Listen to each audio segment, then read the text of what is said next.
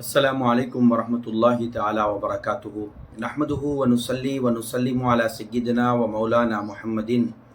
رسولہ النبی الامین المکین الحنین الکریم الرؤوف الرحیم وعلی آلہ الطیبین الطاہرین وصحبہ الکرام المتقین المخلصین وجمیع الاولیاء والصالحین وعلینا معهم اجمعین اما بعد فقد قال اللہ سبحانہ وتعالی فی کلامہ العظیم فاعوذ باللہ من الشیطان الرجیم بسم اللہ الرحمن الرحیم ان اللہ وملائکتہ یصلون علی النبی یا ایہا الذین آمنوا صلوا علیہ وسلموا تسلیما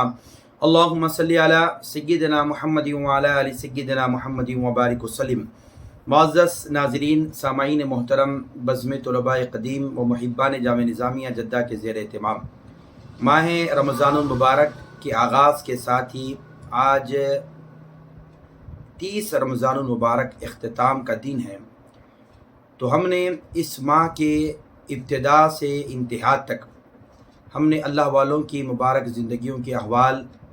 20 رمضان المبارک سے تعلق باللہ، رجوع اللہ، توبہ، استغفار، ندامت، خوف اور خشیت الہی، احوال اولیاء، اقوال اولیاء، تعلیمات اولیاء، اس عنوانات پر ہم نے تفصیل کے ساتھ آپ کے سامنے گفتگو فرمائی۔ آئیے ناظرین محترم، آج جو 30 رمضان المبارک اور آج کی جو شب ہے، آج کی جو رات ہے، اس رات کو لیلۃ الجائزہ کہا جاتا ہے۔ عموماً معاشرے کے اندر ہم دیکھتے ہیں کہ لوگ جو ہے رمضان المبارک کے آغاز کے ساتھ ہی یعنی 30 رمضان المبارک تک اللہ رب العالمین کی عبادت اور رمضان کے روزے اور تراویح، تلاوت قرآن مجید، ذکر و اذکار، اور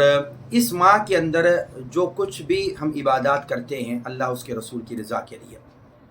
تو گویا رمضان کے آغاز کے ساتھ ہی 30 رمضان تک ہم جو ہے اللہ رب العالمین سے اپنے تعلق کو ہم مضبوط کرتے ہیں، نمازوں کے ذریعے سے، روزوں کے ذریعے سے، تراویح کے ذریعے سے، تہجد کے ذریعے سے، صدقات کے ذریعے سے، خیرات کے ذریعے سے، زکوٰۃ کے ذریعے سے، ان تمام تر اعمال کو اختیار کرتے ہیں جس سے اللہ رب العالمین ہم سے راضی ہو جائے۔ لیکن ہم یہ بھی دیکھتے ہیں کہ جب 30 رمضان المبارک اور چاند نظر آ جاتا ہے تو ہم پورے کے پورے احباب جو ہے نا باہر نکل جاتے ہیں، الا ماشاء اللہ کچھ احباب کو چھوڑ کر۔ بہت سارے لوگ جو ہے بازاروں کی زینت بن جاتے ہیں، خرید کے لیے، خرید و فروخت کے لیے، چیزوں کی خریدنے کے لیے، تیاری کے لیے، عید کے لیے۔ ہم پوری رات جو ہے یعنی کل جو صبح عید الفطر کا جب دن ہوگا تو ہم یہ پوری رات جو ہے بازاروں کی زینت بن جاتے ہیں اور اسی میں ہی ہم مصروف ہو جاتے ہیں۔ تو گویا 1 رمضان سے 30 رمضان تک جو ہم نے عبادت کی اور جو کچھ بھی ہم نے اعمال کو اختیار کیا، اب گویا 30 رمضان المبارک کے بعد جب چاند نظر آ جاتا ہے اور کل عید الفطر کا جب دن آ جاتا ہے تو وہ پوری رات شب عید جو ہے ہم بازاروں میں گزار دیتے ہیں۔ تو گویا ہمیں کیا کرنا چاہیے اس رات کے اندر، اور اس رات کی اہمیت کیا ہے، اس رات کی فضیلت کیا ہے؟ تو گویا ہر آدمی کو یہ جاننا ضروری ہے کہ یہ رات کیا معنی رکھتا ہے، کیا فضیلت رکھتا ہے اپنے اندر، اس رات کی اہمیت کیا ہے، تو اس کو سمجھنا ضروری ہے۔ اگر کوئی شخص اس رات کی اہمیت کو سمجھ جائے گا تو وہ یقیناً جو ہے جس طرح وہ 30 دن رمضان المبارک کے اور صبح سے لے کے شام تک جو اس نے عبادات کی ہے، اور 30 رمضان کے بعد وہ شب عید الفطر کو جس طرح بازاروں میں جو ہے وہ گزار دیتا ہے، اگر اس رات کی عظمت کو پہچان لے گا، اس رات کی عظمت کو جان لے گا، تو گویا وہ بھی اس شب کے اندر، اس رات کے اندر یقیناً اللہ رب العالمین سے اپنے تعلق کو مضبوط کرے گا، دعاؤں میں رات کو گزارے گا، گریہ وزاری میں گزارے گا، اللہ رب العالمین کے حضور حاضر ہو کر اپنی مغفرت طلب کرے گا، اللہ مجھے معاف فرما دے، میری مغفرت فرما دے۔ آئیے معزز ناظرین، سامعین محترم، اس رات کی عظمت اور فضیلت کے تعلق سے 2-3 باتیں میں آپ کو بتا دیتا ہوں۔ پہلی بات تو یہ ہے کہ حضور اکرم نبی مکرم صلی اللہ تعالیٰ علیہ وسلم کا فرمان عالی شان ہے۔ آقا علیہ الصلوۃ والسلام نے ارشاد فرمایا کہ جو عیدین کی راتوں کو، شب عیدین کو، یعنی عید الفطر کی رات کو، عید الاضحیٰ کی رات کو، جس کو امام المنذری نے الترغیب و ترہیب میں، امام طبرانی نے المعجم الکبیر میں، کئی ائمہ حدیث نے اس روایت کو اپنی کتب حدیث میں نقل فرمایا۔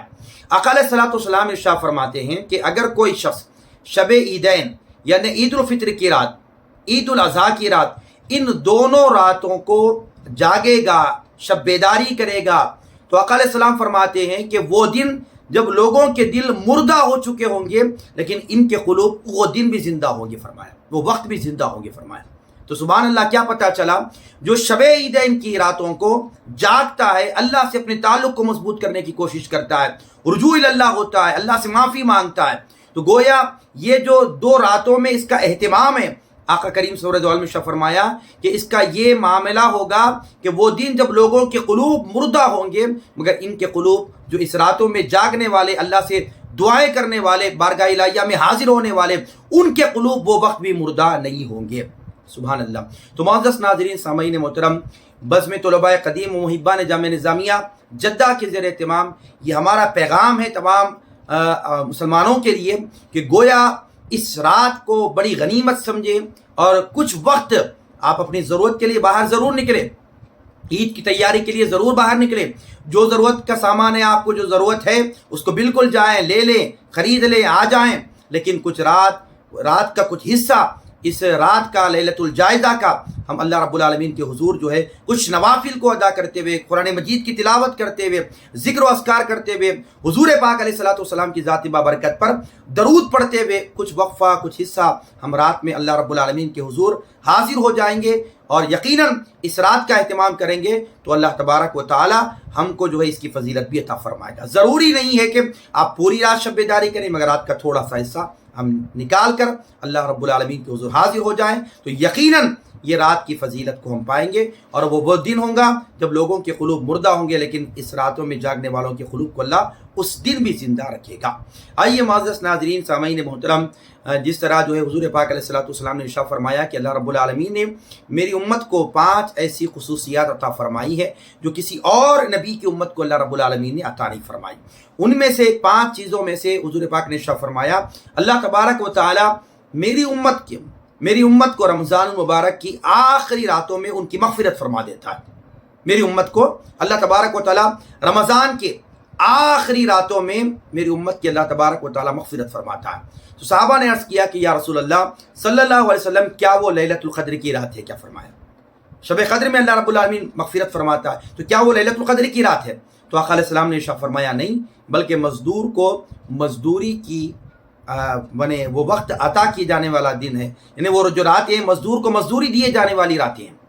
یعنی جس طرح اگر کوئی مزدور کسی کے یہاں پر کام کرتا ہے، شام جب ہو جاتی ہے، جب وہ کام سے فارغ ہو جاتا ہے، وقت ختم ہو جاتا ہے، تو جب وہ جس کے پاس کام کرتا ہے تو اس کا مالک کیا کرتا ہے، اس کے ہاتھ میں دینار و درہم، مال، سکے، رقم وغیرہ اس کے ہاتھوں میں رکھ دیتا ہے، تو وہ کیوں؟ اس کا کام ختم ہو چکا ہے، اس کا وقت ختم ہو چکا ہے، تو گویا وہ مزدور اپنے کام سے اتر جانے کے بعد اپنے مالک سے وہ مزدوری لے لیتا ہے، مالک اس کو مزدوری عطا کرتا ہے۔ اسی طرح جب کوئی بندہ اللہ رب العالمین کے حضور اس ماہ کے اندر جو کچھ اس نے اہتمام کیا، نمازیں پڑھی، روزہ رکھا، اس نے تراویح کا اہتمام کیا، تہجد کا اہتمام کیا، ہر وہ عبادت کی اس نے، تو آخری رات رمضان المبارک کی جب یہ لیلۃ الجائزہ کی رات ہوتی ہے، اس رات میں جب بندہ اللہ رب العالمین کے حضور حاضر ہوتا ہے تو اللہ تبارک و تعالیٰ اس کو اجر عطا فرماتا ہے، مزدوری عطا فرماتا ہے، اور اس کو اللہ رب العالمین انعام عطا فرماتا ہے۔ تو لیلۃ الجائزہ کیا ہے؟ در حقیقت انعام والی رات ہے، انعام والی رات ہے۔ تو گویا ہمیں یہ چاہیے کہ اس انعام والی رات میں ہم اللہ رب العالمین کے حضور حاضر ہوں اور اپنے اس انعام کو آپ اور ہم حاصل کرنے کی کوشش کریں۔ معزز ناظرین، سامعین محترم، اکابرین کا، بزرگان دین کا یہ معمول رہا ہے کہ لیلۃ الجائزہ یہ جب یہ رات آتی ہے، شب عیدین کی جو راتیں آتی ہیں، عید الفطر کی رات ہو، عید الاضحیٰ کی رات ہو، جب اکابرین کی اگر زندگیوں کو دیکھا جائے تو اللہ والوں کی پوری زندگیوں میں اگر آپ دیکھ لیا جائے تو ان کا یہ معمول رہا ہے کہ جب وہ لیلۃ الجائزہ کی رات آتی ہے تو وہ لوگ کیا کرتے ہیں؟ در حقیقت تو وہ لوگ اعتکاف میں بیٹھ جاتے ہیں، اعتکاف ختم ہو جانے کے بعد بھی لیلۃ الجائزہ کی رات اجازت ہے، آپ گھر جا سکتے ہیں۔ جب چاند نظر آ جاتا ہے، اعلان ہو جاتا ہے کہ کل عید الفطر کا دن ہے، تو گویا اعتکاف بھی 10 دن کا ختم ہو جاتا ہے، لیکن اللہ والوں کا یہ معمول ہوتا ہے کہ وہ اعتکاف کے ختم ہونے کے بعد بھی یعنی گھر نہیں جاتے تھے، اسی مسجد کے اندر وہیں بیٹھ کر لیلۃ الجائزہ کی رات بھی اللہ رب العالمین کے حضور حاضر ہوتے اور وہ رات کو بھی شب بیداری میں گزارتے اور اللہ رب العالمین کے حضور دعاؤں کے ذریعے سے اللہ رب العالمین کی بارگاہ میں تلاوت قرآن مجید کے ذریعے سے، ذکر و اذکار کے ذریعے سے وہ اللہ رب العالمین کی بارگاہ میں حاضر ہوتے، اس رات میں بھی لیلۃ الجائزہ کی رات کو بھی وہ عبادت میں گزار دیتے، اور صبح کے وقت میں جب عید الفطر کا دن ہوتا ہے فجر کی نماز کو پڑھ کر وہ اپنے گھروں کی طرف چلے جاتے۔ تو اکابرین کا بھی یہ معمول رہا ہے، تو بڑی اس کی فضیلتیں، بڑی اس کی برکتیں ہیں۔ تو گویا ہم کو بھی لیلۃ الجائزہ کی عظمت کو، اس کی فضیلت کو سمجھنے کی ہمیں ضرورت ہے۔ جس طرح کوئی طالب علم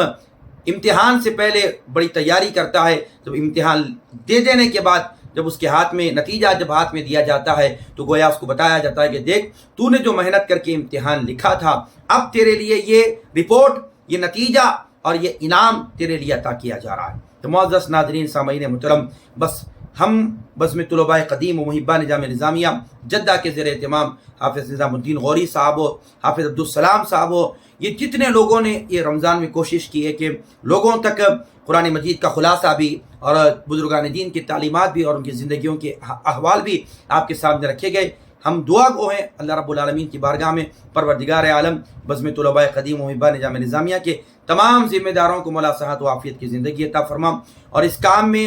فروغ یعنی اہل سنت، عقائد اہل سنت کے سلسلے میں جو بھی خدمات ان کے ہیں اللہ تبارک و تعالیٰ اپنی بارگاہ میں قبول فرمائے۔ وما علینا الا البلاغ، وآخر دعوانا ان الحمد للہ رب العالمین۔